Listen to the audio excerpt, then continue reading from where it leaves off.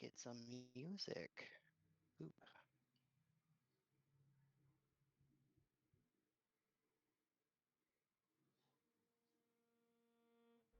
Hopefully by next week I have a new mic on the way. One Nice. that hopefully works. Nice.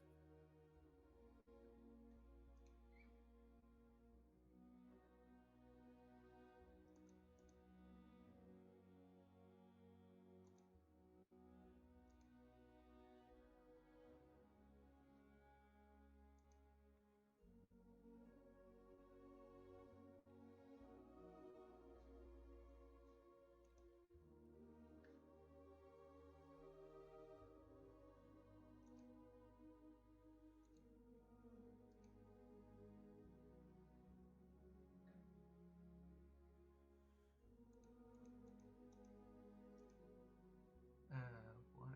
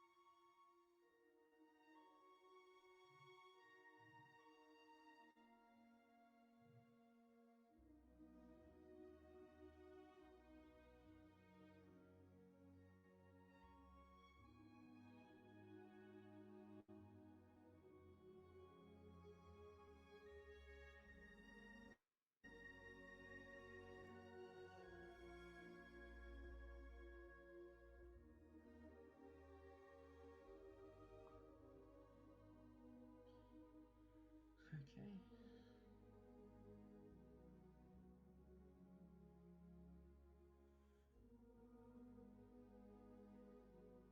Yeah, ready to go, ready to go. All right. Well, welcome everyone to tonight's episode of Wild Beyond the Witchlight. In our last session, all of you made it safely to the tree that was meant to transport you to Skabatha's old workshop. And as you traversed through the tree, you were given some heads up that there were some odd spirits there. And as you entered the area, each of you began searching different angles of the house. But all of you noticing quite right away the pristinely kept toys. And it was through that you all met a toy maker who was invisible but was found visible thanks to Cliff's perception and Aurora's ability to see invisible creatures. And through discussing with Toymaker, you learn that he is not too happy with the way things are in Skabatha's toy shop. And so he came here to try and make a new start and get these toys that were left here back up and running. With each of you learning or seeing tags on the toys' names. You also managed to find a couple of hidden clues alongside a chest that is trapped with what you believe is a runic spell scroll that might explode it if it was not opened properly. But as you all began to leave, the spirits of these toys, these forlorn, left behind creatures, united and created a horrifying visage. But thanks to the party's efforts in trying to assuade it and promise that it will not be alone forever, you were able to defeat the creature with the power of friendship and kindness. And as a reward, a pair of dimensional shackles fell on the ground before G. And that's where we will pick back up tonight, and we'll start with the first question, which is would any of you like to rest or restore hit points at this time? If we can do a short rest before continuing, I don't see why not. Don't have to long rest, do we? Yeah, I think we should rest up a little bit. Got a little beat up in there. How are you doing, G? Good to rest up for you guys.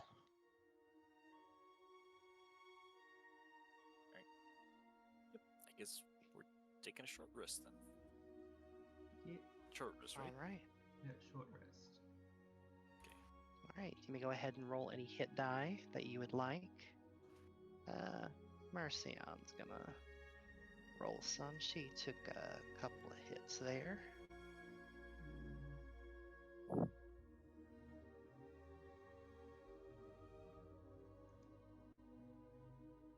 Let's see. Yeah, I'll roll these. Oh, wait. How do you do this again?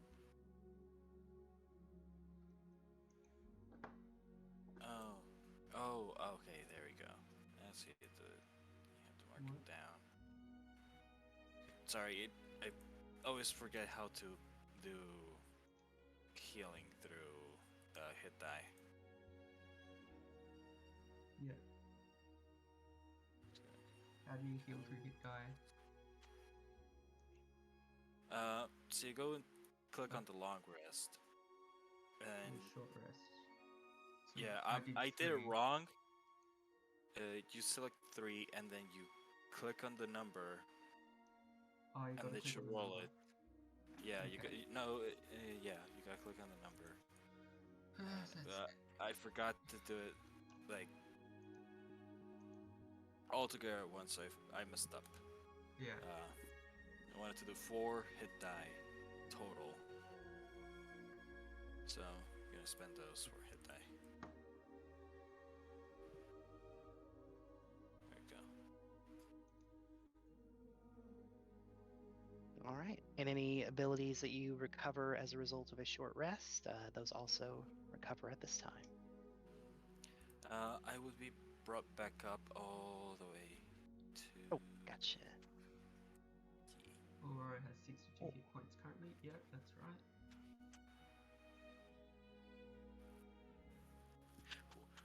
Why is the ranger the least HP right now? Oh no, I wait. didn't take a scratch. Yeah. You got a nice big hug.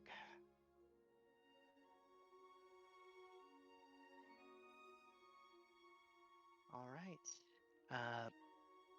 Is there anything that you would like to discuss amongst each other before heading back through the tree?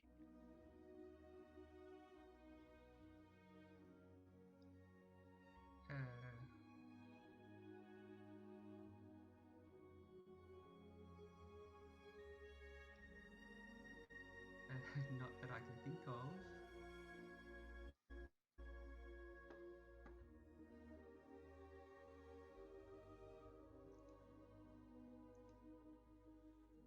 So, just to refresh, the spirit that we took out, do we know, or the spirit that we see, we know that it's, or we feel that it's been laid to rest properly? You can do me just a generalized vibe check. So roll me a d20 plus your current level. D20 plus return level, okay. Our level are we again? 7.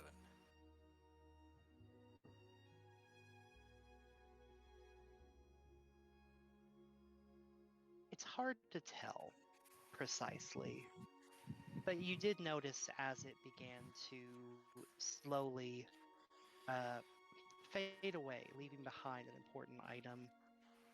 The whereabouts where this spirit is now is unknown, but you do believe at the very least it will no longer haunt this place. That's good enough.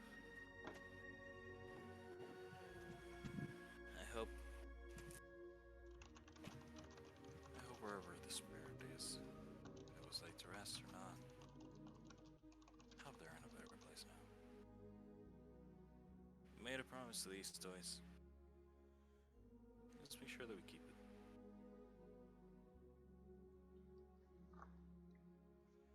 For sure, I agree with that. We definitely need to do that.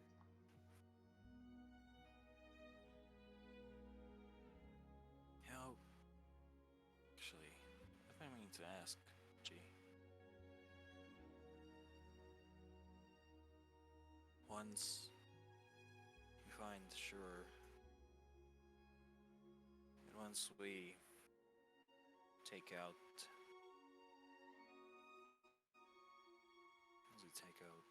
or I guess Scavatha, right? No, Dylan. And this is in character as well, by the way. Scavatha, yes. Cliff starts going through a couple of the flashcards that Asher made them. Yeah, Scavatha. Once we take her out, then she's no longer a threat. What are you gonna do about Shura? You gonna try and stay with her?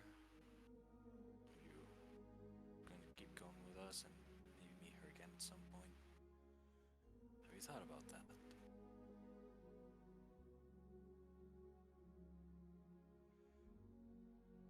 But I understand. So, for what I've heard so far is she's fighting like the way we are, trying to help others. So, I think that keep going with you guys until all of this is done. Alright. And then after that, well, we'll just have to find out how closely tied we are to each other.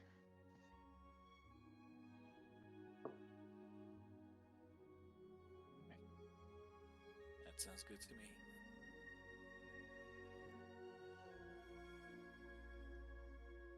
What about you, Aurora? You're just looking for your tails? I am looking for my mother. Really, I know she's somewhere in here, and well, I guess I am looking for my lost tails as well. And it seems that they are well, they would be on the path ahead of us. So I see no reason to not continue. And if you find them all, even before all the other hacks are taking out power in Sibyllin's back? If I find them all, I guess I might continue with you. Personally, I think that something good may happen if I stay with you guys, even after. Alright. Sounds good to me. I'll be counting on the two of you then.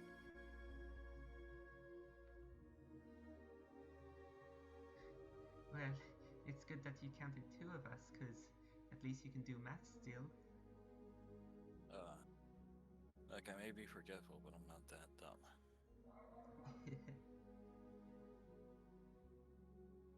Okay. And you, Mercian? Find your troop? What are you gonna do after? Well, our group, we travel the multiverse. We try and bring right to wrongs, and though so far we've failed spectacularly at righting this wrong,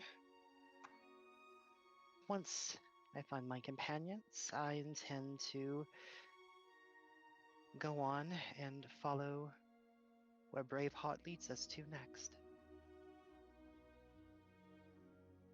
I'm not sure where that will be, but sure it will be an exciting adventure, for certain. I suppose we can continue counting on you as well then. Thank you. Of course. Alright. All right. I'll grab the party.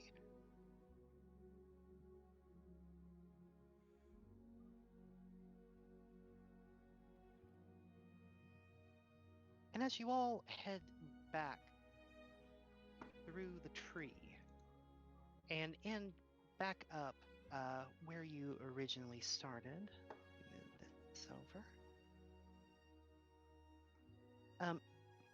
As you step through, I would like for all of you to make me a perception check.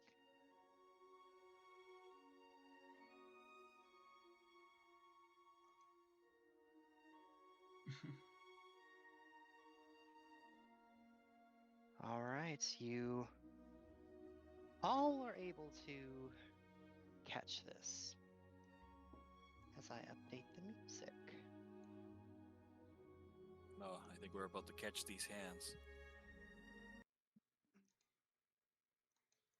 Glorious Morning by Waterflame plays.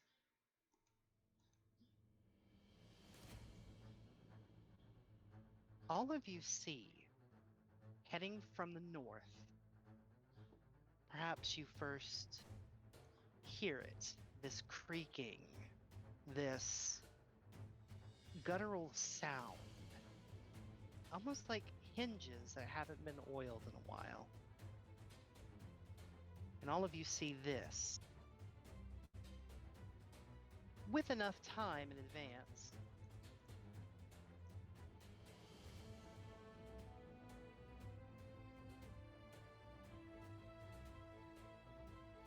Why is it that as soon as I heard you say hinges creaking like they haven't been oiled in a very long time, I knew it was this darn thing. You see, from quite a distance away, this hut standing on four legs, like rapidly approaching you and the party. And you hear kind of a crying echo from inside the house. Intruders! Intruders! Now, you caught it with a perception check early, so you have a couple of options before you. This thing is coming at you fast, but you have a little time to prepare. You could attempt to hide and try and get out of this thing's way and not be detected. You might try and run, and we would initiate a chase. Or you can have a round to prepare for combat. The choice is yours, or if you have another plan, I am always on board for whatever craziness you have. What is Juniper's speed? Let me go check. Juniper has a speed of 40 feet.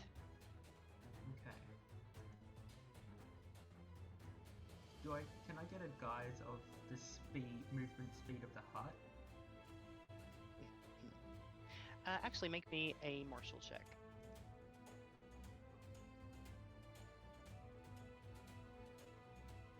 With that, you are able to tell it moves at about 30 feet around. But with that 16, you also gather that it might have a few tricks up its sleeve. Okay.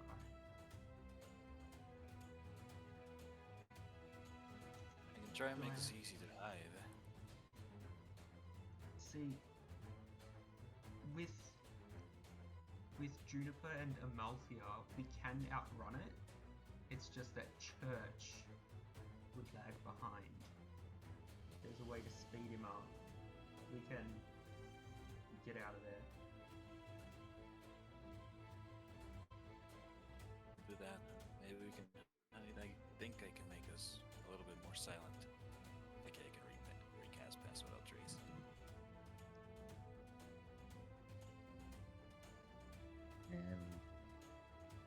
Does it seem like it's confined to the path, or does it seem like it can traverse through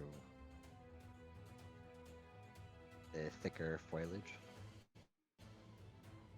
Go ahead and make me a martial check.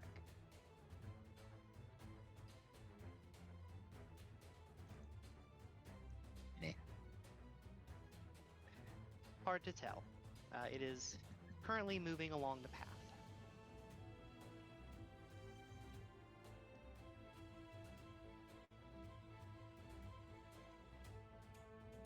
Motion muted.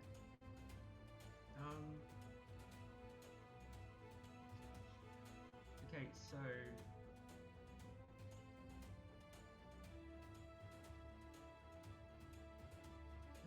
I have a way.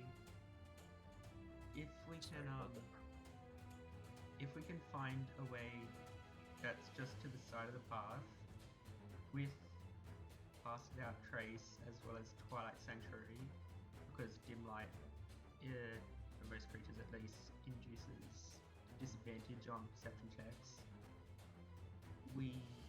It is a good chance we could all hide in the shade of the Twilight Sanctuary. I think that seems to be our best laid plan, right? Yeah. Good. Alright. Let's go with that then. Alright. Alright, we all crouch down into the edges of the thing.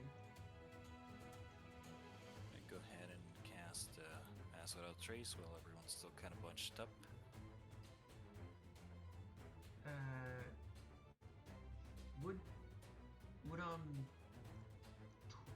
Would G or Cliff be able to join Aurora on Amalthea without impeding her movement speed as a warhorse? You would be able to have one more passenger without it affecting movement speed. Okay. Same thing with Juniper. Juniper can carry 2. Oh.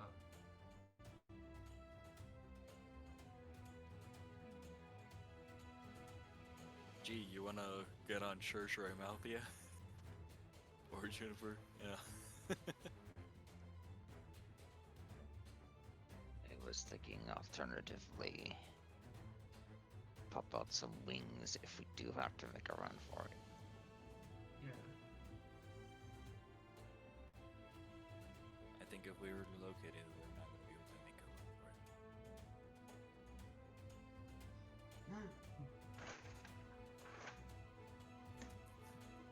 Alright. Can you go ahead and display Twilight Sanctuary for me? Yeah.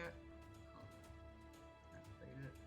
Well, it'll need to And be you all when have. it's closer to like, Oh, okay. Gotcha. because it gotcha. only lasts a minute. I can do it 3 times in a row, but yeah, I'll just Alright. display it. Okay. You all watch as Hag's hut begins creeping forward, and as it gets closer, it's about this time that you would want to activate your Twilight Sanctuary as it now approaches. Yeah, Aurora activates the Twilight Sanctuary, and rather the usual like theater stage it appears, it instead appears to be like a lower darkness without any of the normal visual effects. It's just darker area.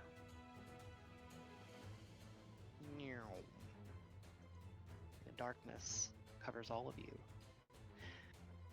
I would like for each of you to make me a stealth check for this first round of hide and seek. And you Does have the the dim light- advantage of pass. Does the dim light affect it? Yes, you will have advantage, and you also have pass without a trace. Advantage and a plus 10, that's good. Mm-hmm. 38.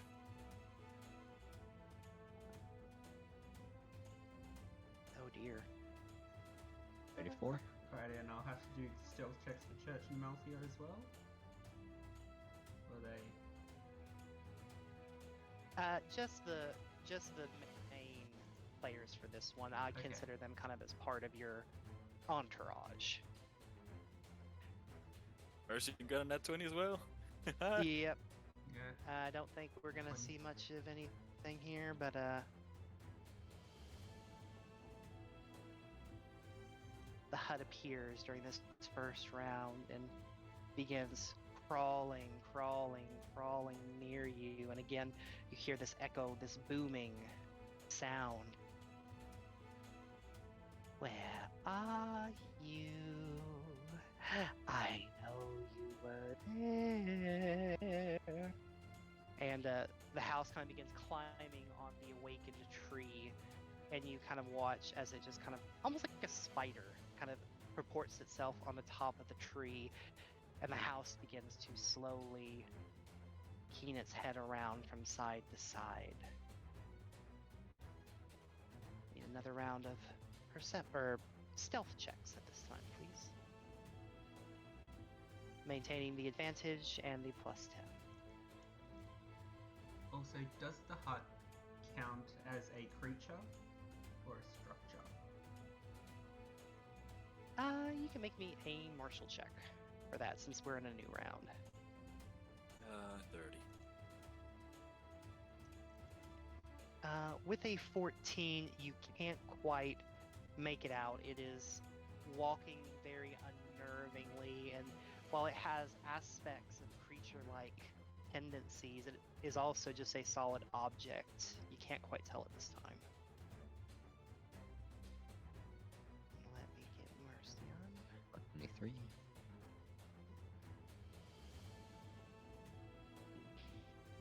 So a 13, a 23, a 30, and a 20. Yeah, let's see.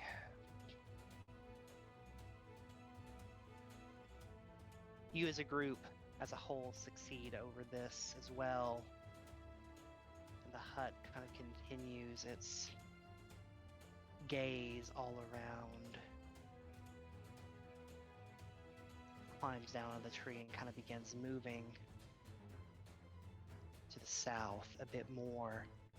And you see it frustrated and angry. You watch as it begins stomping its massive legs against the ground, and giant pieces of earth begin to slowly shoot out. And for this round, I would like for all of you to make dexterity saving throws.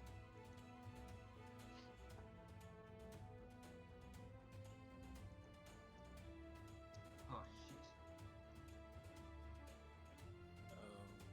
Okay, seriously nervous. Oh no.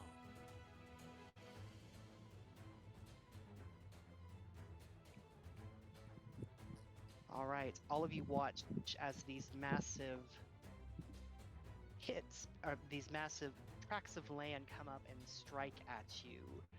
G, you are able to deftly dodge out of the way, taking no damage. The rest of you...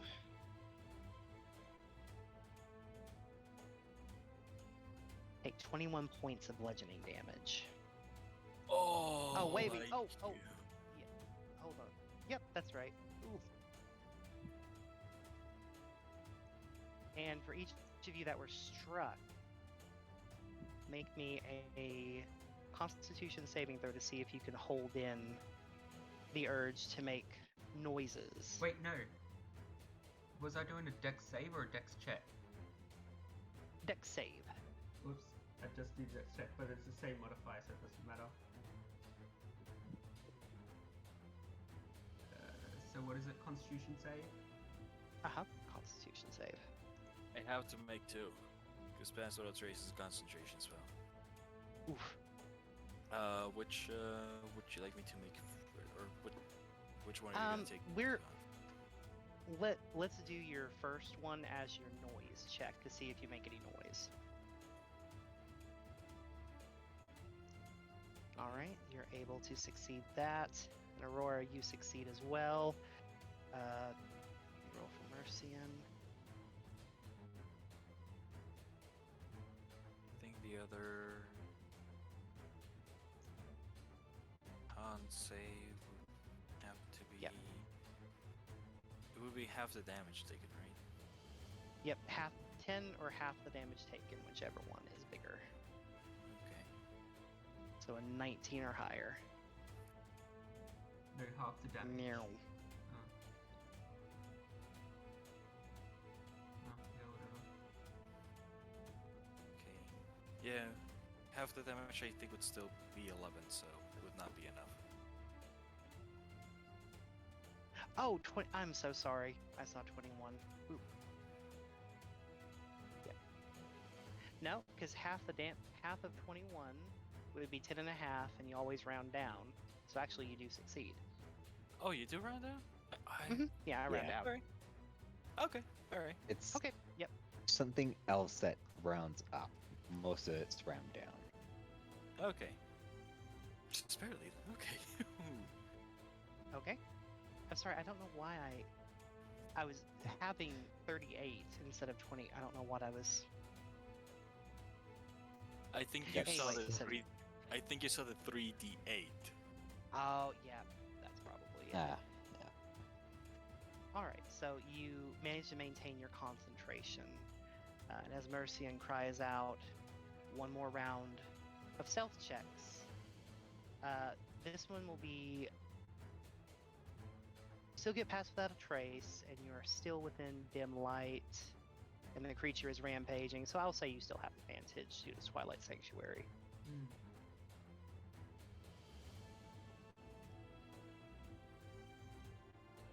Hmm. 33 total. Oh my god. 4, 17. 17. Ah, Mercian. you have no dex? Yep. And one last check. Bless her heart.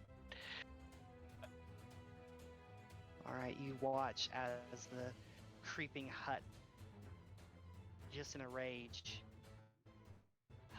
Let's see, I'm gonna roll for this to see where it goes. I'm gonna roll a d2. On a 1, it heads south, back the way you came, from like the cave area. And on a 2, it's gonna start heading in the direction where the old workshop was.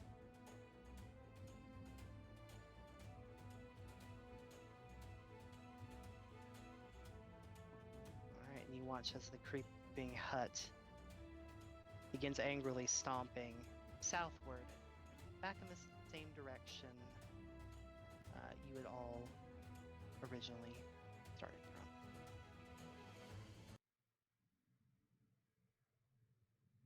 But music ended. Yep. Boop. Oh.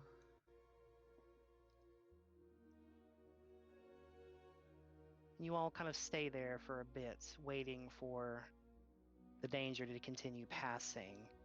And as it does, about 10 minutes pass and you can no longer see the hut on the horizon.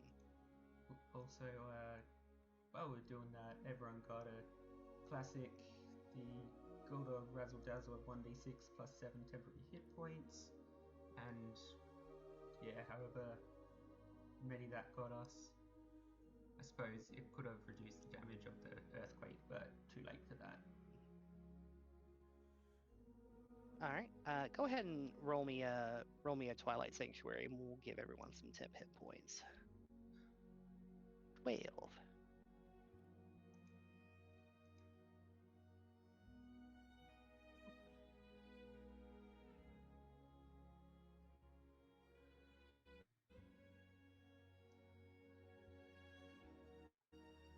Also, really glad I rolled that short rest hit dice. Oof.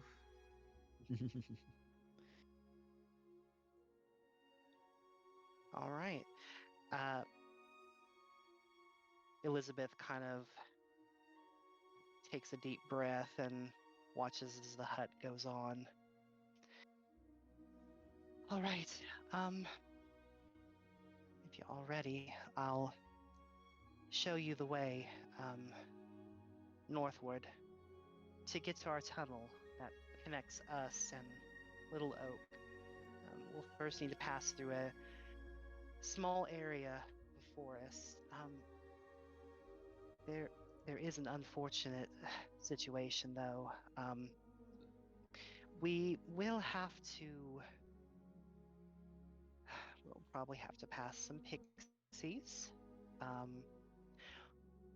They're not dangerous or harmful, but I just recommend whatever game they want to play with you, just go along with it and try to be careful. They're not much, but they definitely have some abilities to curse.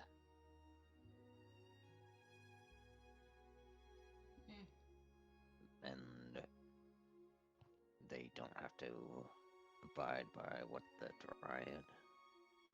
Plus just what?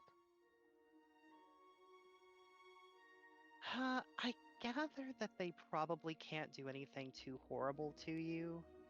I mean, you've all been granted safe passage, especially from their nasty rings, but these pixies are persistent. They're Cornish pixies. I like to imagine that they probably would give you a rougher time if the Dryad hadn't given you her blessing.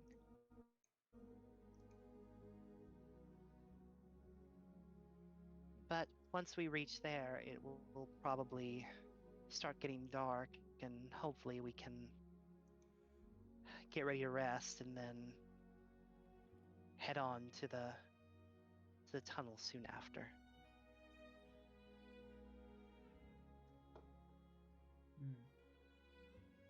Wait, what tunnel?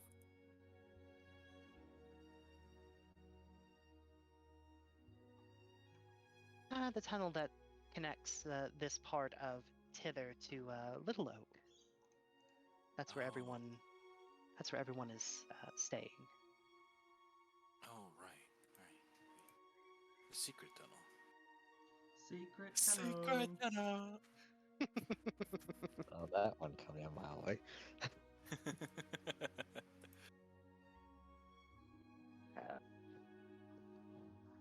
Have you been chased by that hut before? No, that was new. That's also very disturbing. Normally she sends her toys.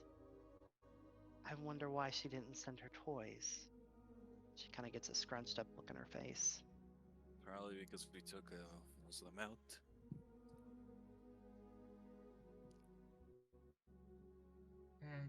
Didn't one return to her that got away? Oh, we destroyed them all, didn't we? Yeah, I think. DM, do I remember, or does that look anything familiar to me? Like the hut? Make me one of your amnesia checks and let me know if you succeed or fail. Okay.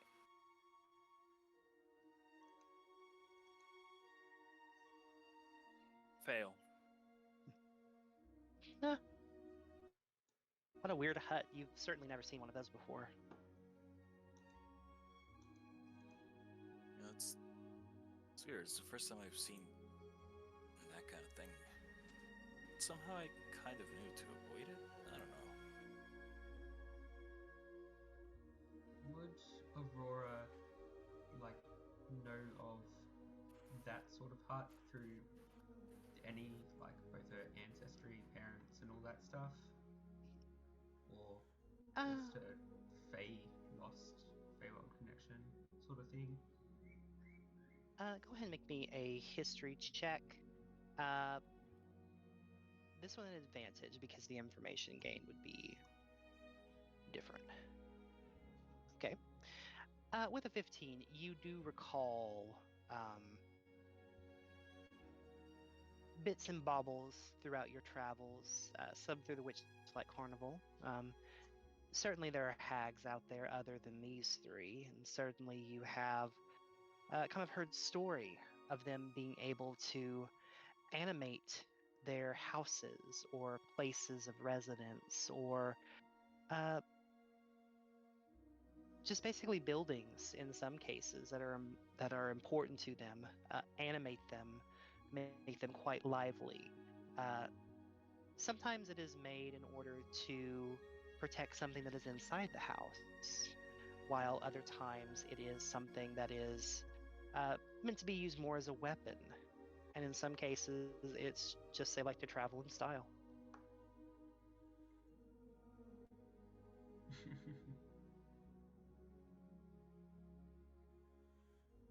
Baba Yaga's bachelor pad. Soft jazz plays in the distance.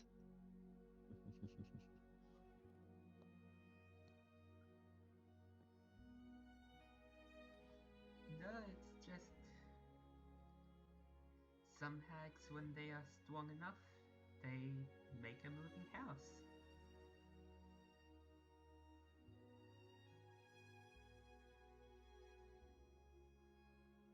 That's really all I can think of about it. Oh, I hope we don't run into any hags. We should get going. Yeah, yes. All right. As you all get ready to uh, continue along your way, Elizabeth is leading you, so the threshold for survival checks is quite low, as she knows where she is going. But I'd like for each of you to go ahead and make me a survival check to make sure that you can kind of stay on the path and maybe aid her as well.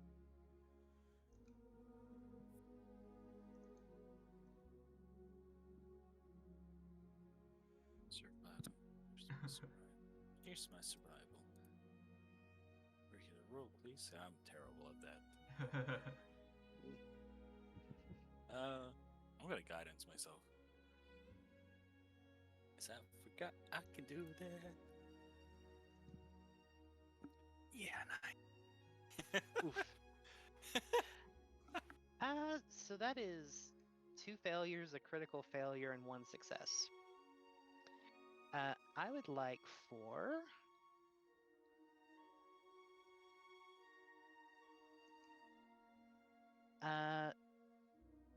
G, I would like for you to roll me a d20.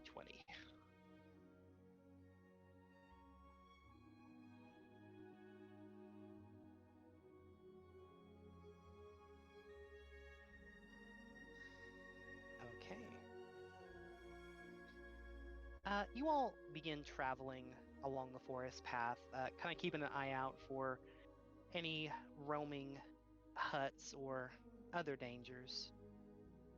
And along the way, as you kind of continue journeying with your uh, plethora of pets and the whatnot, here and there you actually have to kind of take some stops as Church kind of like sniffs and is real stubborn and keeps himself in one location to eat whatever basilisks eat on the side of the road. So you get a little bit distracted.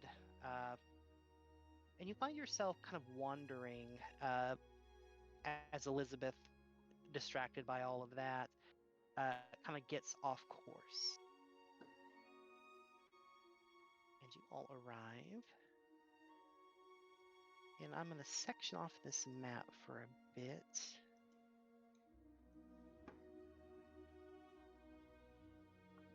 While I copy and paste your tokens.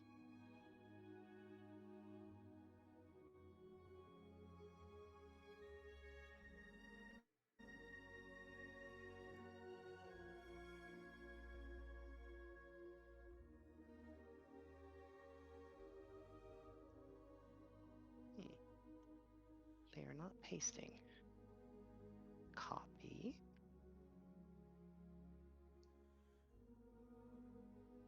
And paste.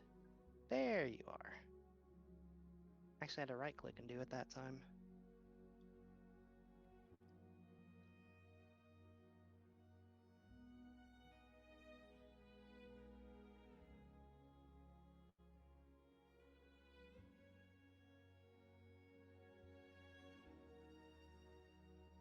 You're a little bit slower to arrive on your way, and as you make your way through the forests, you're kind of in the section of the map below the yellow line. Think of that kind of like as a break in the space between that area and the next section.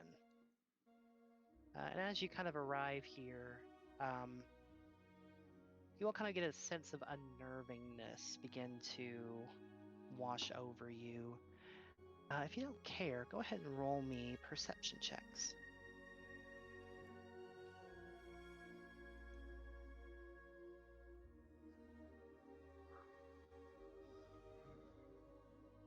Mercy on Sweetie, you're gonna have to do better than that.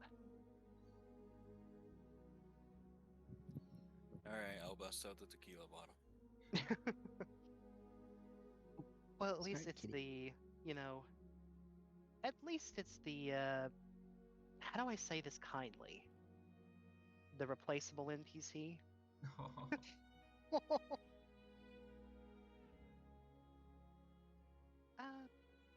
Omni.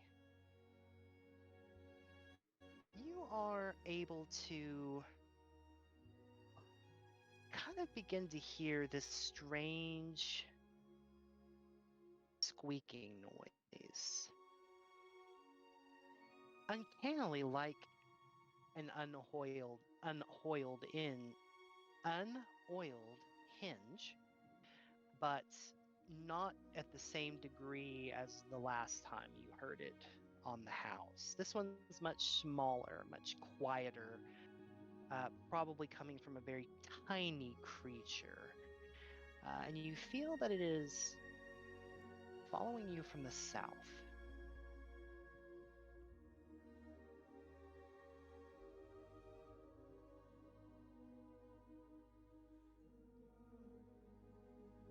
Following us from the south. Wait, hello? Am I here? Yeah, you're here. Yes. Yep. Okay. Yep.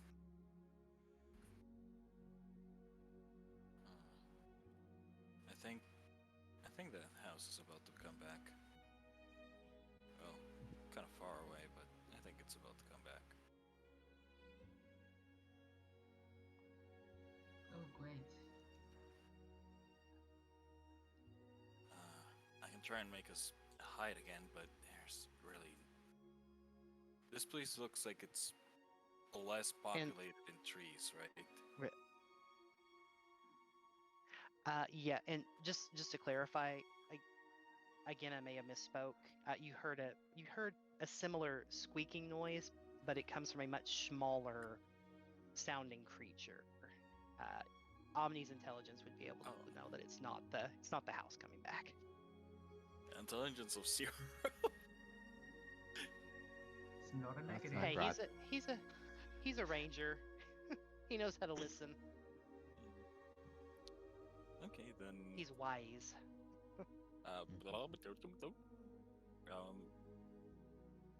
Something kind of similar to the house we heard, but smaller, is coming back. It might be one of her toys actually this time.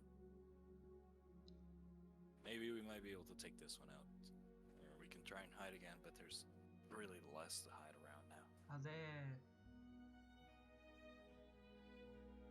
Does Aurora get the sense that it may be a prank being attempted on us?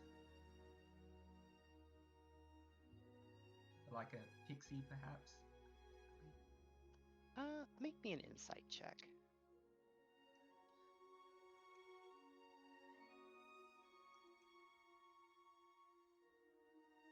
You don't know if this is a prank or not by pixies. You are... I would say from the sound that you're hearing, you don't sense necessary any malevolence, but you can't be for certain either. Hmm.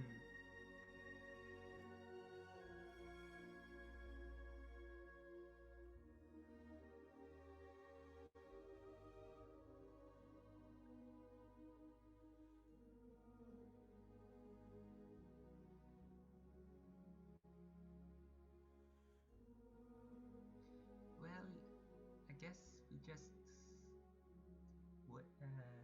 continue on and hope that it is just someone, uh, using a wheelbarrow?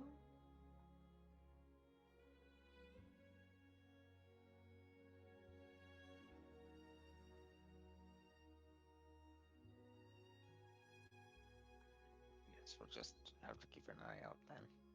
Hmm. If it It's gets to that, certainly noticeable if it's leaky like that. if it gets to that, we'll have a chance of taking out one of her assets. Hmm. Wouldn't be a bad idea.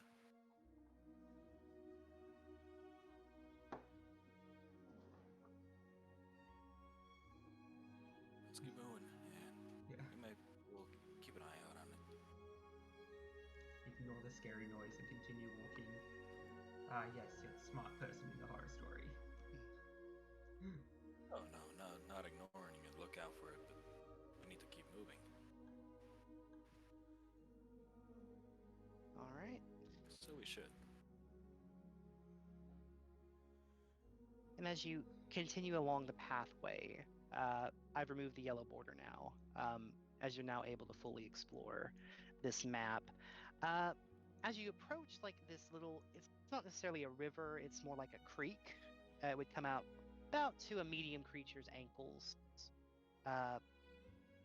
You do see some rocks. You see some very large, shining pink-like mushrooms and bits of flora. And one rock in particular kind of has this tree-like glow on it, like almost like a rune of sorts. And you see little spectral butterflies beginning to kind of illuminate the path. And as you get close enough, you kind of hear some giggles and the fading of invisibilities as one by one you see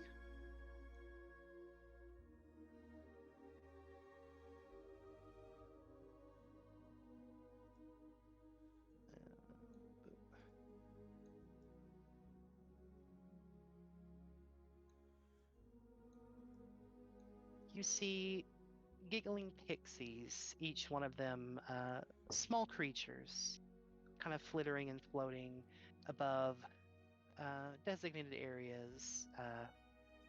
And they all kind of giggle as they see you approach. And the one closest to you kind of waves a friendly wave. It's like, hey, hiya. Don't worry. Y'all are cool.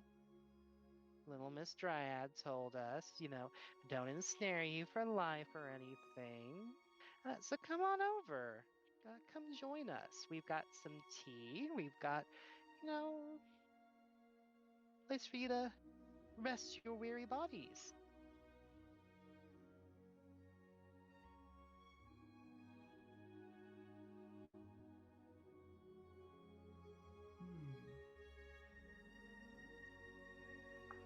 Insight check? Yeah. Yeah. Fair. Insight check. Oh, Gee, you believe them? Go ahead. Go approach them. Go right on it. Go right on ahead. I'm distracted by this rock here. Wait, hold on. They could still fail their deception check or persuasion check. Yeah. whichever one is So I true. have this. I have the stupid thing as always whisper rolls. I will. Oh man. Cause I'm gonna keep that because I will snip that and show that to y'all.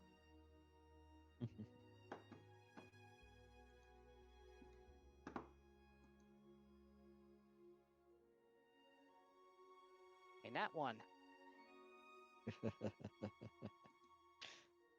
Uh, even though you also rolled a nat one, you can kind of still. The sus meter is up. You don't know quite what, but it's there. Aurora and Well, Cliff. yeah. Oh. Insight's one of the few things I do have a bonus to, so. Yeah, well, and with your background too, as a security guard, it's kind of like Yeah, no, it's not. It's not there. The Roaring Cliff, both of you kind of realize pretty quickly, they are definitely speaking with you with this sweeteningly sick tone, trying to get you to come join their party, and you realize, oh, that's right. If you take something from a creature in this area, the rules of reciprocity are there. So if you accept their invitation, you would have to likely do something in return for them. Oh, we couldn't possibly have your tea. We don't want to intrude on you. We have a lot of us, and we really don't want to eat up all of your food and drink. I understand it's very kind of you to ask us first, but we don't want to impose on you. Yeah, thank you, but we really should get moving. We gotta get a horde to scout then. We gotta stop her, and we don't really have much time to do this, unfortunately. And like Aurora said, we're too many. We would certainly take everything that you have and not be able to probably give us much in return.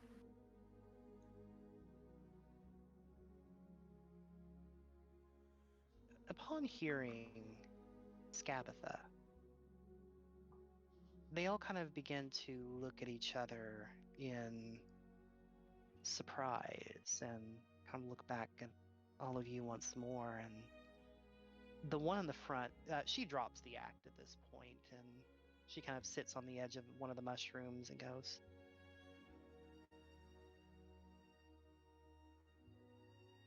"We've heard word of people traveling who broke up some of Scabatha's toys and who allegedly killed Bablorna. That wouldn't be you, would it?" Depends on what sort of person is asking, because we definitely wouldn't want to give any information to people who would side with those with intent against the Feywild. Did you like Peplorna?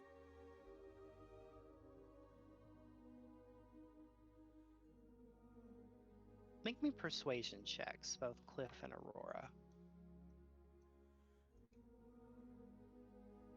Persuasion. Oh, I'm actually good at persuasion. That's right. I'm Fey Wanderer. Hmm. I'm really good at persuasion. Holy crap. She kind of looks at Aurora to begin with and is like about to start that no you, no you, no you argument. The good old back and forth where no one gets anywhere. But she kind of looks over at Cliff and hearing kind of the tone of his voice, the inflection. You notice a lot of the pixies kind of like immediately like get on the defensive, like the ones in the back. But the one up front, who kind of seems to be their pseudo leader, kind of seems to want to take a chance at this, and he'll say, "We are no ally of the hags. We are the guardians of the wayward pool and the spirit of Lamorna."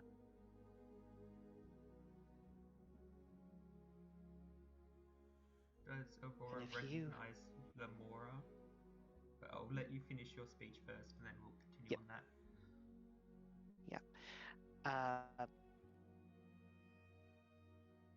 She kind of looks at all of you, and I think all of you could certainly be helped with an audience with her. And now, anyone, Cliff, you can do me a memory check with your amnesia die. And Aurora and G, you can both make me a history check based on your experiences with the carnival. Yeah.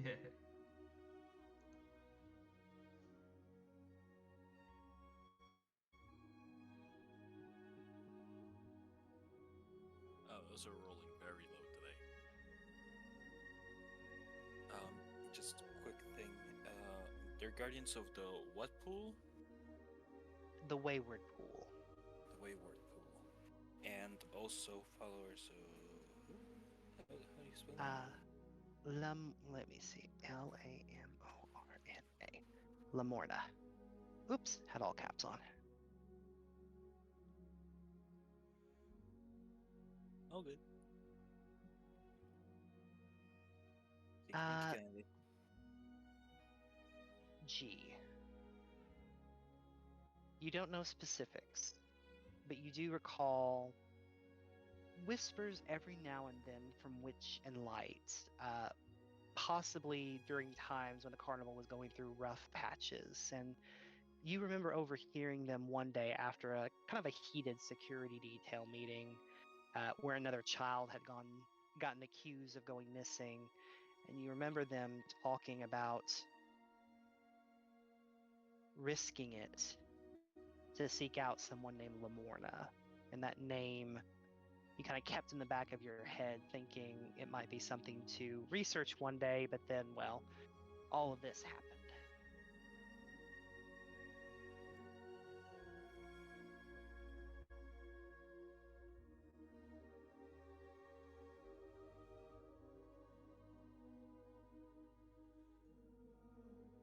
To the others.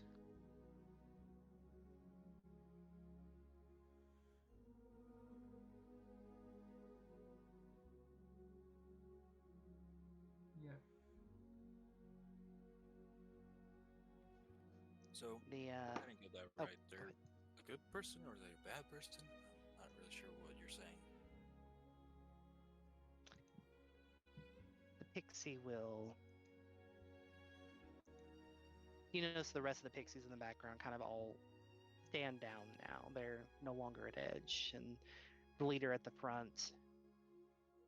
She is a very good person. She is one of the oldest living unicorns that exists in the Feywild. Her lover was taken by Scabatha and forced into a horrifying construct. And I'm sure she would want to meet with all of you. But of course, she does not see just anyone. We would need to make sure that you are wise enough to gain from her guidance.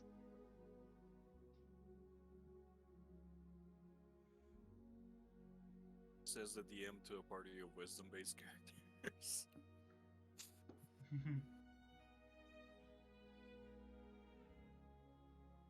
If you're willing to try, we have riddles for you. Aurora's eyes Riddles light that up. riddles that we think is somewhat appropriate for each of you. And if you can pass them all, we shall tell you the secret to reach her. If you get most of them, we shall give you a hint. If you get none of them, well then, we won't stop you from trying to find her, but it might be difficult.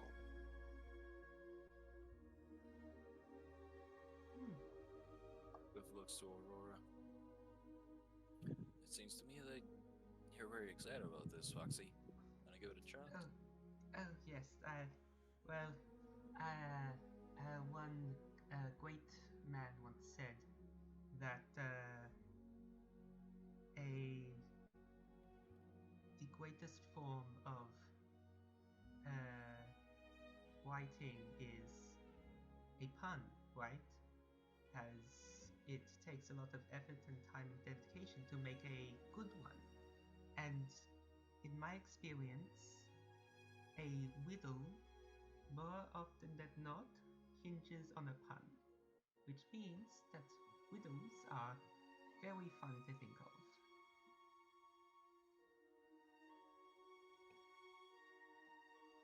Alright then. I think maybe we should actually take this. That can help maybe the benefit of this. What do you think, G? Good to work with. Sure then.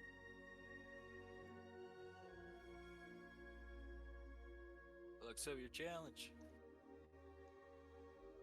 All right.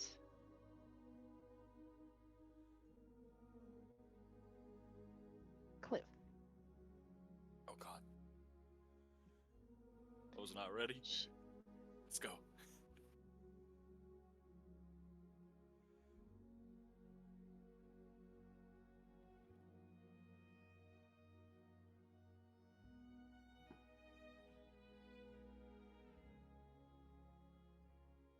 She takes a deep breath and looks at you.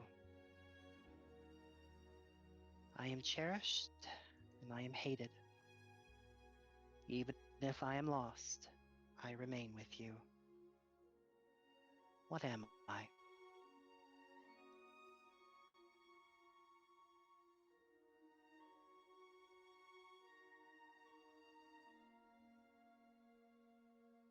Oh god.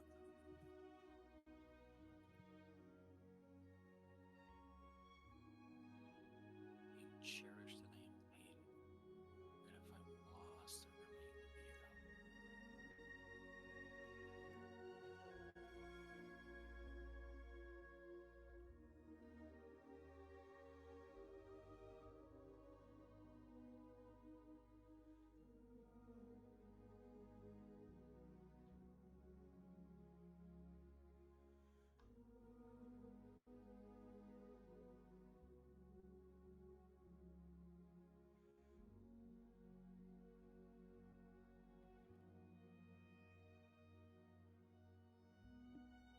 Cherished. What things are cherished and hated? Time. Memories.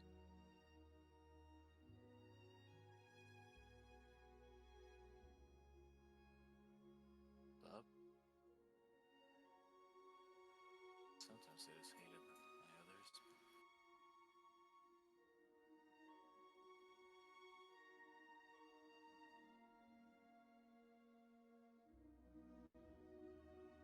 Even if I'm lost, I remain with you.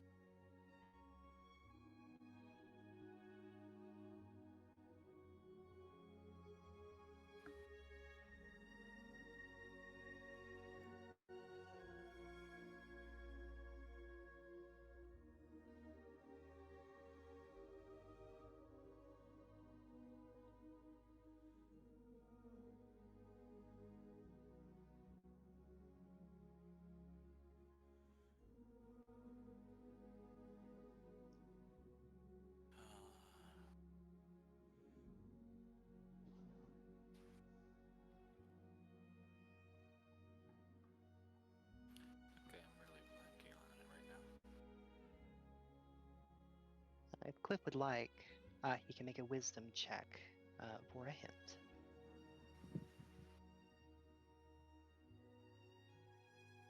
No, let me think on it a little bit Okay. more. Would you like me to move on to Aurora for a bit? No. Or would you? No, Okay. I'm narrowing down some stuff because love's definitely not it. Because yeah, it doesn't always remain with you, especially not if it is lost.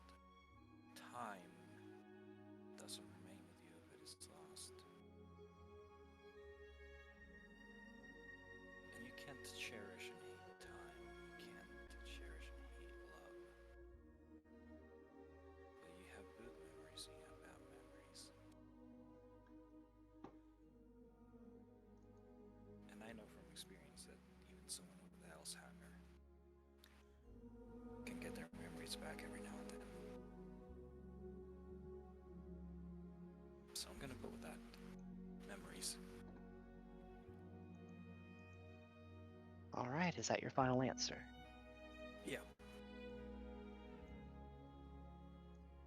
The pixie shows a gentle smile on her face and nods. That is correct.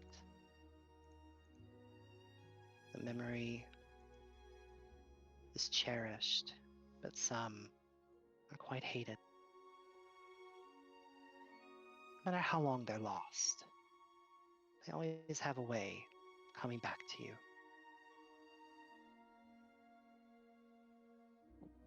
Okay. Aurora. Yes. She turns to you and asks,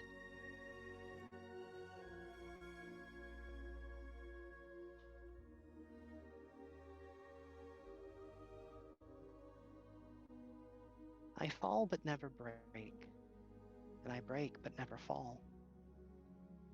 What am I?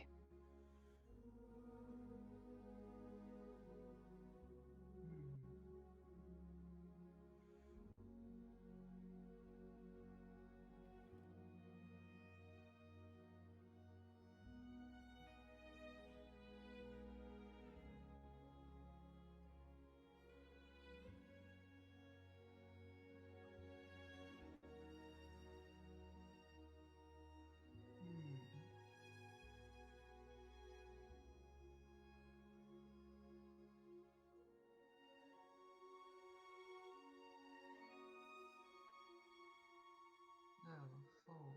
Fall has few meanings. It can mean the physical sense of dropping. It could also mean the one of the seasons of a month, the year. It could also mean the loss of your former self.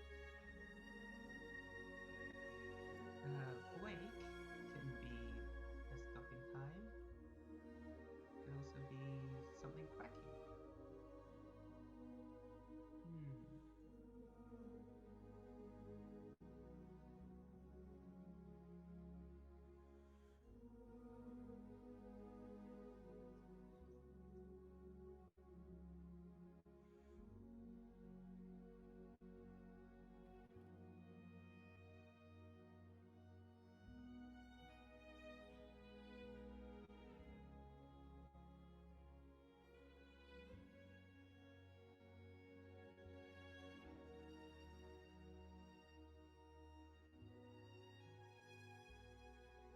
And it would be a word with two meanings.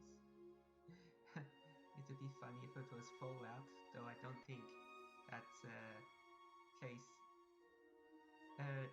Corrupted to DM, is there such thing as nuclear fallout in this world yet?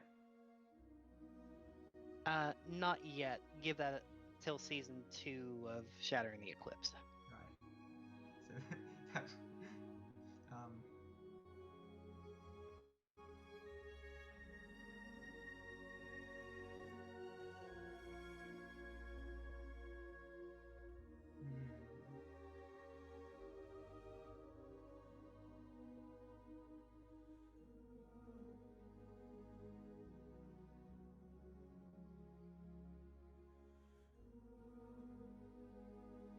that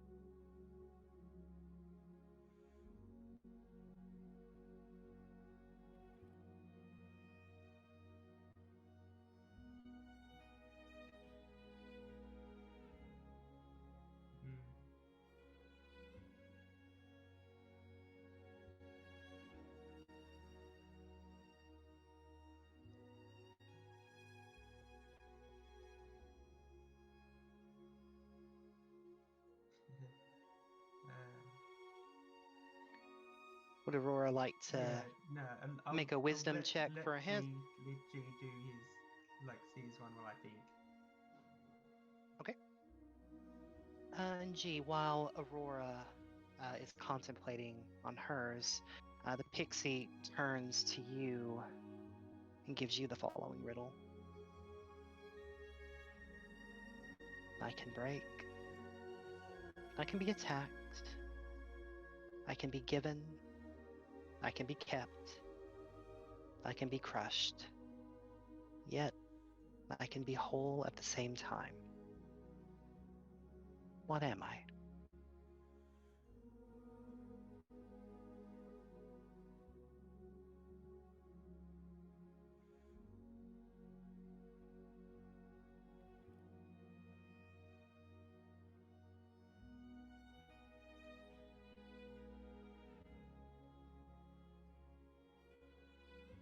A heart can be broken.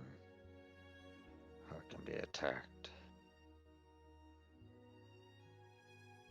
Give my heart to my love. And keep my heart for myself. Heart can be crushed. All at the same time.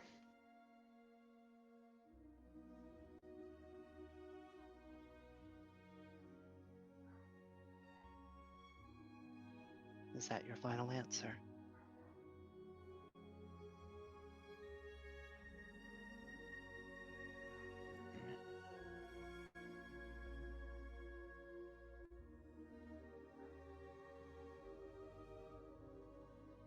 She lets out a gentle smile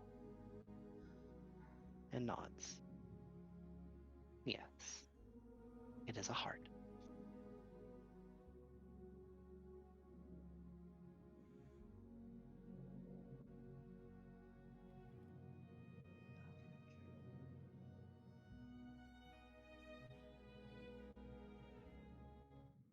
Yeah, And I'd like, press the button. I'd like to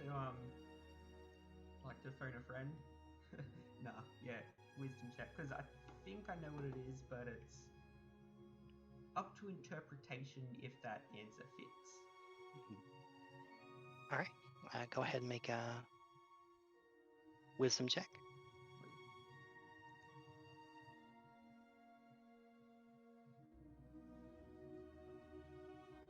You begin to kind of meditate on the question as a whole, and you wonder what falls but doesn't break, what breaks and doesn't fall. And with an 11, you gather that it is likely a cycle of some kind.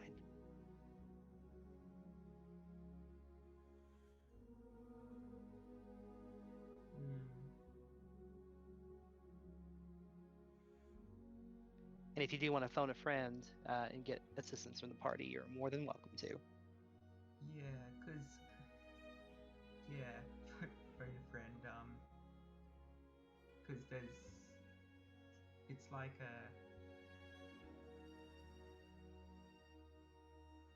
like I know it's either something to do with the seasons or the passing of time, or it's to do with a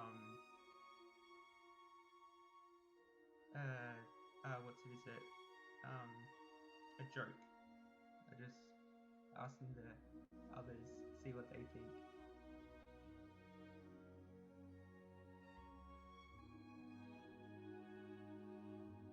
Well, honestly, my first initial thought was like, was a heart, because a heart can fall in love, and it can break with a heartbreak, but never fall. But now, if it breaks with a heartbreak, it doesn't make sense to never break. The other thing, I think I've seen this riddle before, but I'm not exactly sure, because No, actually, no. It's not the answer I'm thinking. Fuck. I thought it was a punchline to something.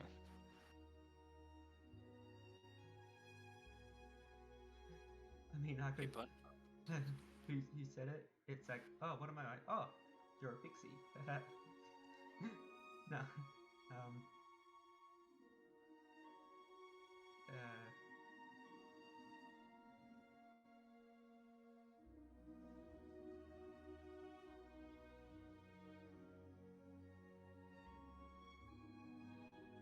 could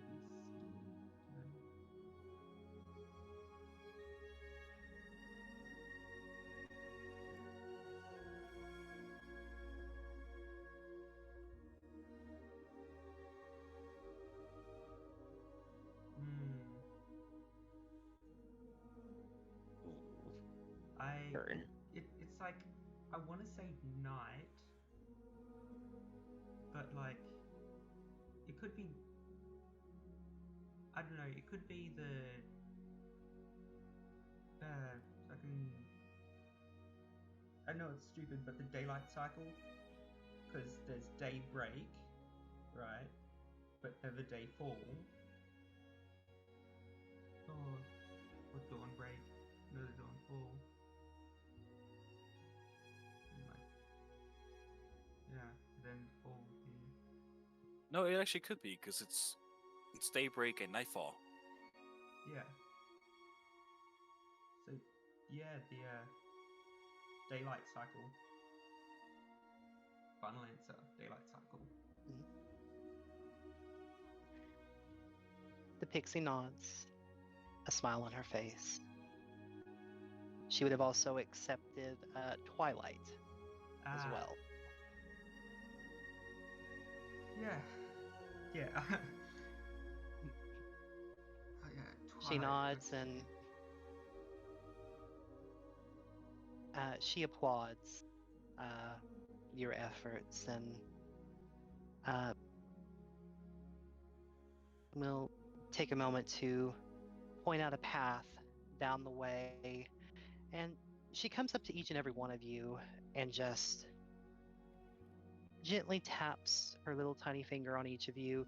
And you see just the smallest visage, a small illusion of a unicorn kind of just standing on your shoulder. It is but a slight distance away of where you are going. As long as you don the guise or show a symbol of a unicorn,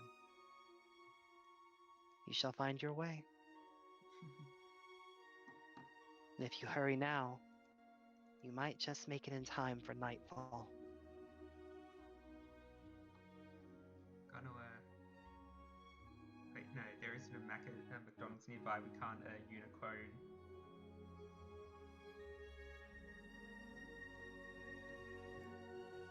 Get the ice cream cone and put it on your head like a unicorn.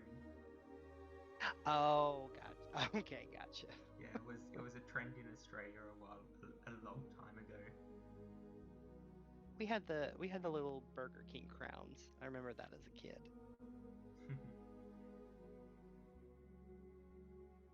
But does the party wish to do anything here?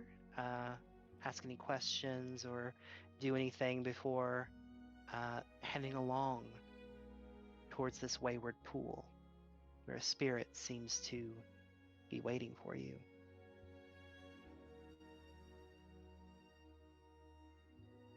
Well, Yeah, there's look this at this, downtime. tree rock.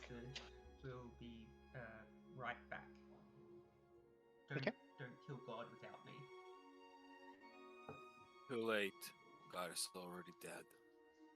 All right, I'll go put the BBEG away for later. Cliff would actually kind of spend a little time while the others are doing the riddles, making some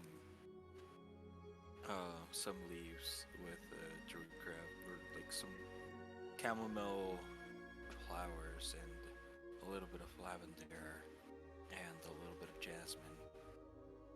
And I don't know if you can do that with Druidcraft. I think you really can't. But we try to kind of like prep them for drying so they can become tea leaves. Okay. And would go close to the pixies. I know we. I know we didn't stop by for tea, but yeah, and we did play that real game for that information. But I want to give this to you as a sign of appreciation, as a gift for helping us. I don't want anything in return for this. You can keep this, no problem.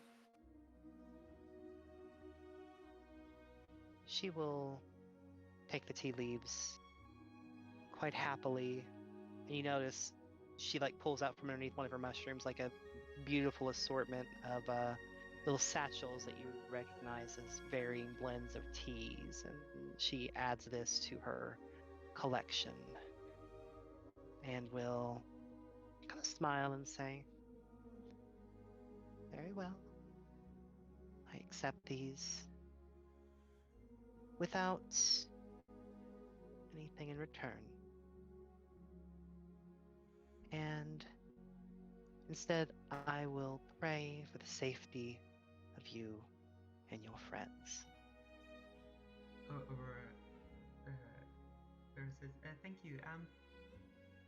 I have a little. I have a jack in the box with me that I haven't tried opening yet. Do you want to open it with me? Oh, I would love to. So Aurora kind of like goes over to here and takes out from her bag of knickknack holding the jack in the box we got from Long Scarf's place, kind of like puts it in between us and starts to like wind it. See what happens. All right. Go ahead. Roll me a D100 followed by a D20. All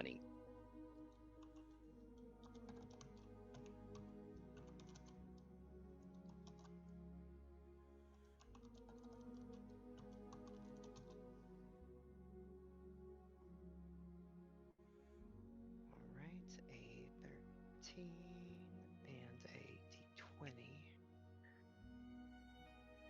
So the D100 is 42, the D20 is 13. Hmm.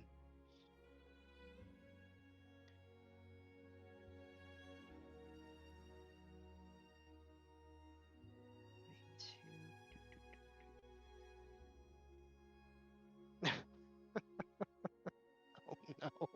Oh no. Oh. Uh, roll me 1d2. We summon an ancient brass dragon. 1. As you open this jack in the box, as it pops out, you see this jester-like creature appear before you, and you watch as this surge of uncontrollable, strange magic kind of explodes. And as it explodes all around you, you feel yourself almost knocked in the head backwards. And as you do, you kind of have this moment of a beautiful mind playing out before you. You may increase your wisdom score by 1. Oh. Okay.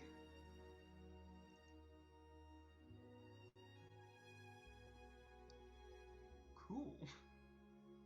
And you watch as the jack in the box retreats itself downwards back into the box. And you see kind of like this little lock appear on it with an hourglass that seems to suggest that this box can be opened again in 24 hours.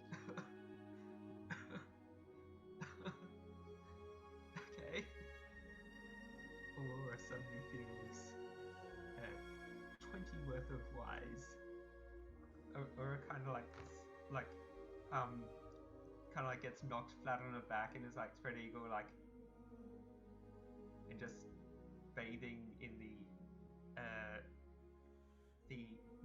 post not clarity of just seeing the universe, and kind of like gets up and said, "Oh wow, that was very nah, fuck it. Oh, that was unexpected. Thank you for doing this with me. It was very enjoyable. I hope you enjoyed it too. Maybe the next time that we do it together, you will get wiser, or smarter, or stronger." She smiles and it's like, that was very unexpected. Wild magic certainly can give and take away. But thank you for the experience of witnessing that. As I boop, boop. Okay. And G, you wanted to check out the glowing tree rock. Yeah. You may make me either Arcana or a Nature check. They will give you differing results.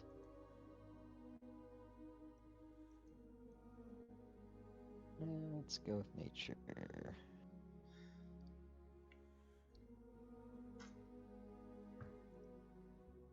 As you kind of gaze upon this stone and you kind of trace your fingers along it, obvious runography is written upon this. And as your fingers kind of touch it, you feel yourself somewhat connected to the land, to the trees, and from the blessing that the Dryad gave you, connecting you with the nature of this region of the Feywild, you can gather that this stone, this rock, is connected with trees all around this entire environment. You think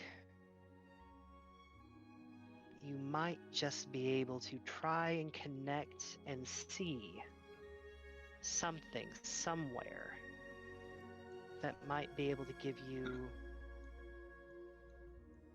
a vision of a place you have not yet to see. And if you would like to do so, you can attempt to do so with a will check, which is a d20 plus your level.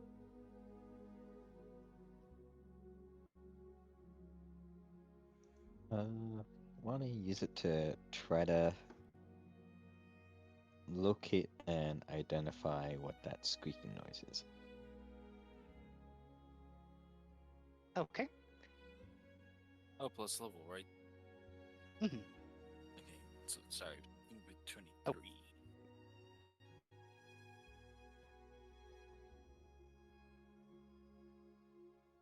Wait, what? And no, this is G's connected to it right now. Oh, sorry. Sorry. You both will be able to put your hand on it as well. All right, G, as you exude your will upon this stone, your gaze shoots out, guided by the Dryad's blessing, and you see yourself about. Your eyes are the leaves on a tree, and you see probably about an hour behind you. Meh, meh, meh. Just this squeaky little creature hopping along a forest path. Neh, eh.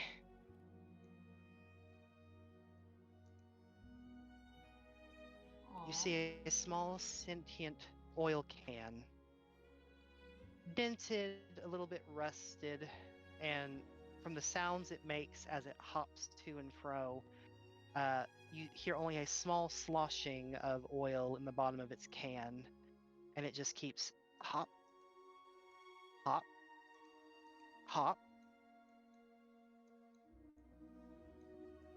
and you can sense that it continues to make its way northward towards you and where your party is. I've only had squirt the oil can for a minute, but if anything happened to it, I would kill everyone in this room without myself.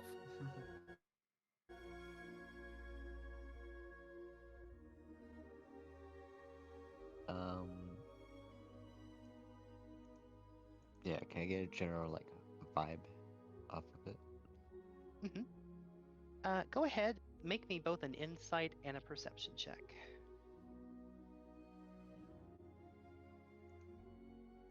Start off with perception.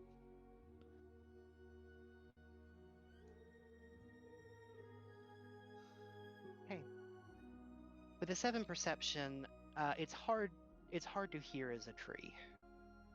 Your connection's not quite there, but you're able to hear just little bits and pieces in between his squeaks. Gotta get oil. Gotta get oil. And you kind of see like this look of discomfort on the little dents that make a face at the top of his body. And your overall insight of this creature is that it is not a perceivable threat. This poor thing, if one were to have a mind to, like, they could just put their boot over it and probably break it. Oh.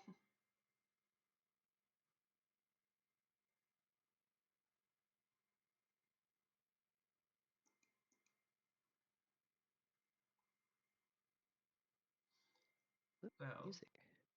uh, funnily enough, with that increase in wisdom, I was able to prepare an extra spell. Ooh, nice. And I was debating between create food and water and dispel magic, whether we feed Juniper or safely open the box.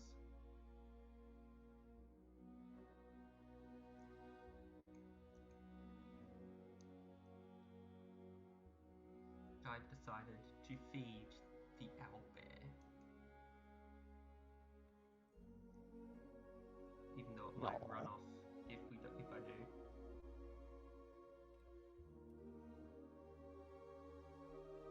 Yeah, so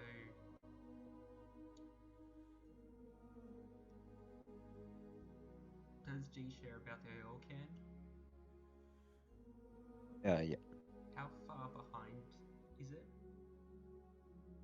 Like an hour behind, or of its travel speed? Gee, with your checks, it's about an hour on its travel speed. Okay.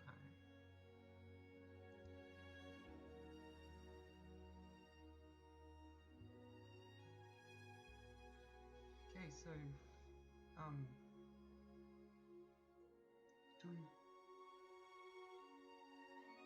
out of game, do you guys want to feed Juniper now or after the unicorn? Or like once we go past the pixies? I think we could feed Juniper now. I wouldn't want Juniper to get hungry while we're with a unicorn. True. I also wouldn't want Juniper to get hungry while we're traveling with Juniper. Yeah, let's do it. Aurora is going to, with her newfound wisdom, is going to, it's verbal, right? And I clap her hands together and say,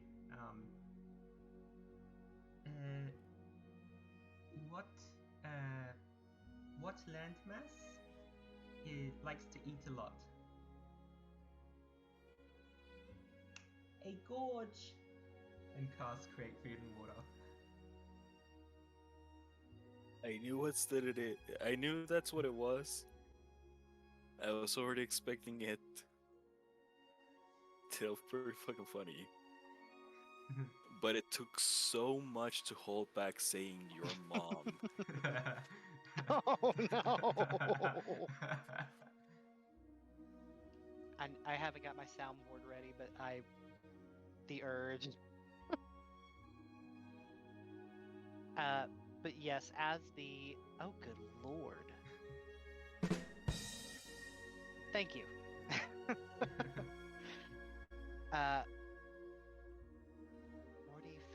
pounds of food and oh wow. Juniper just And pounces. enough to Nom, feed nom, 15 nom, humanoids nom, or nom, 5 nom. steeds for 24 hours. That's a lot of Nom, food. nom, nom, nom, nom. And Church gets in on that too. Nom nom nom nom. And go ahead and make me an animal handling check with advantage, Aurora. Cool. 23. Church, having, though it was not intended for him, seeing you be able to produce such an enormous amount of food at will, or at least what he knows at will. He doesn't realize that the 3rd level spell slot, but we don't have to tell him that. He kind of finds this loyal compatriotism with you.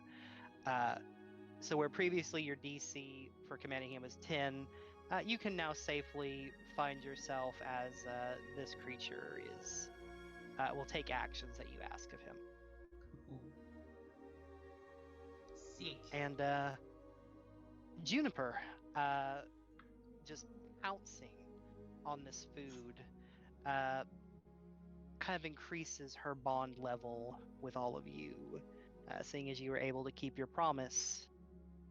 And they're quite content and full, and they just kind of like step back a bit. They probably ate enough for like 3 steeds. Let's be real, but I don't think anyone's gonna comment on that. But yeah, Juniper is well fed and is now satiated. Cool. They no longer have the urge. I told myself I wasn't going to make another pet character, and yet here I am, accidentally making a pet character.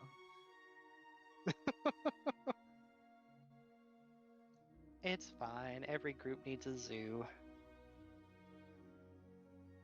Until that zoo starts attacking you when somebody takes over your form. Teehee.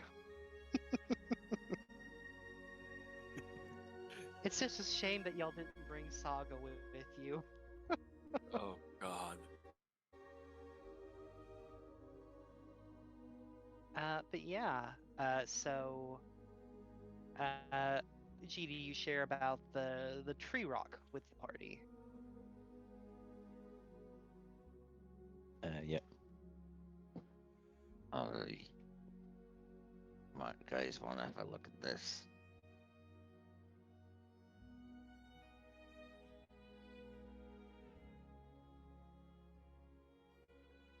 And Yes. G will point out to. Oh, go ahead. Sorry. What's that?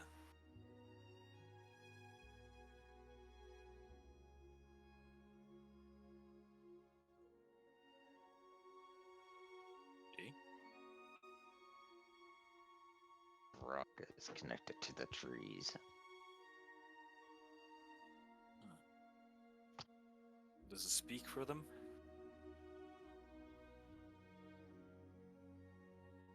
Why don't you ask it?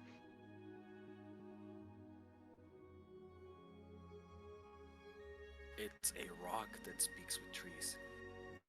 It's the closest thing to Cliff.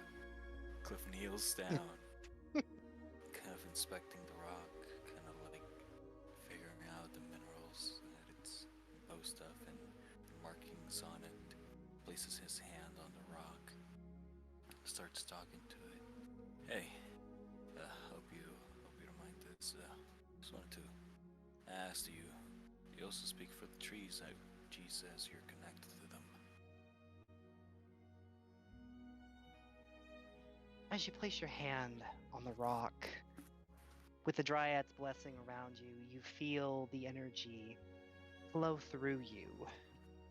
And although no voice is heard, you feel a sense of kinship with this stone, with this magic, and you get this sensation in you, this feeling that this stone doesn't necessarily speak to the trees, for the trees need no one to speak for them.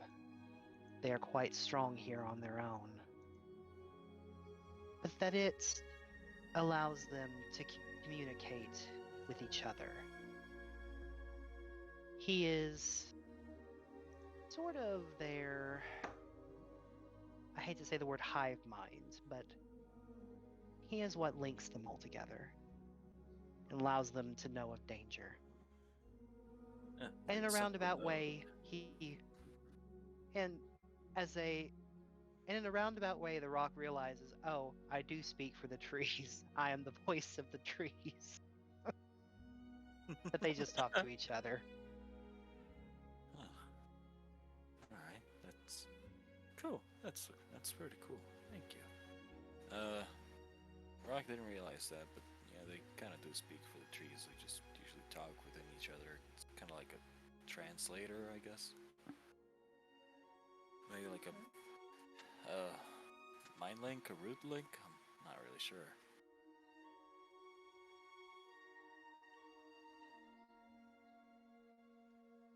But you also sense that the stone might allow you, seeing as you have the blessing of a dryad, if you would like, you can attempt to see through one of the trees in this domain. If there is something specific you are searching for, or just want them to pick for you, the option is yours.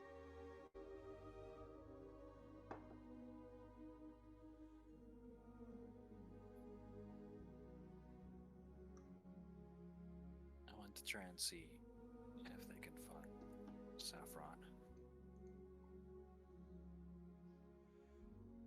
All right. Roll me a d20 plus your level.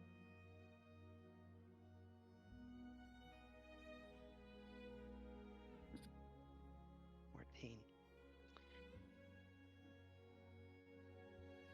You see your vision going through a tunnel. You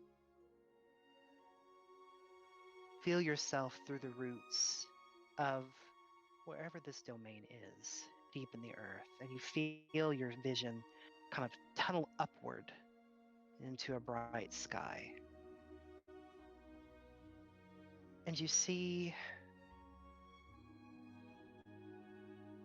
a brief vision as your eyes go through a limb on a... Do I have the...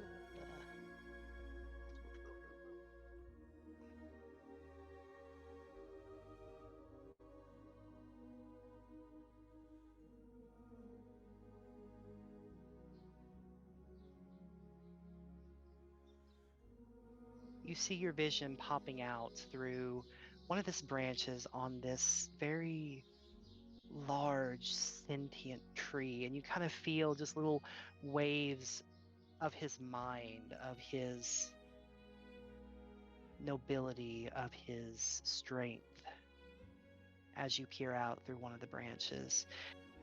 And on top of this massive guardian, you see a little house, a little home.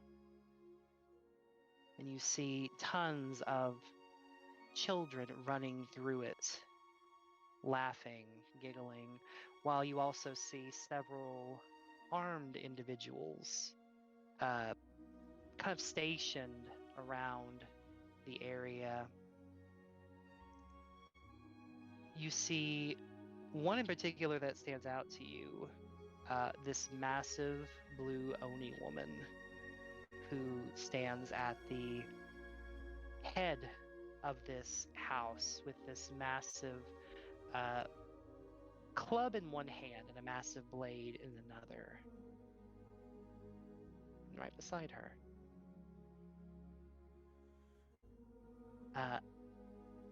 didn't think we'd get here so fast, so I will get you a handout for this next time. But you see this petite woman in this very ornate looking gown. Long strands of black hair rushing down her shoulders. You see an earthy tint to her skin, much like your own. And you see small little buds popping all around in the cracks of her skin.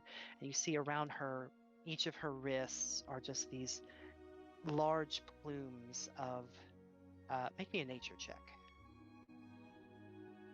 I've never heard of that plant before. Nature check.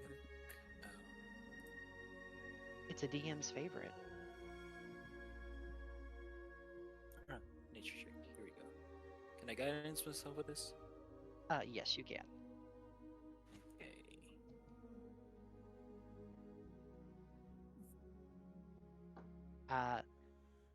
Easily enough, you recognize these as forget-me-nots. These small little blue-petaled flowers. And in her hands, you just see this little stuffed toy. A little bit ragged with time. It appears to be something of like a stuffed elemental.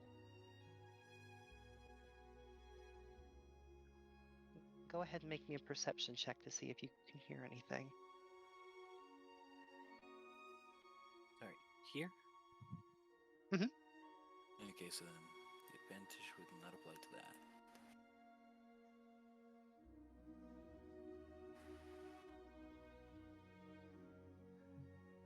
You hear next to her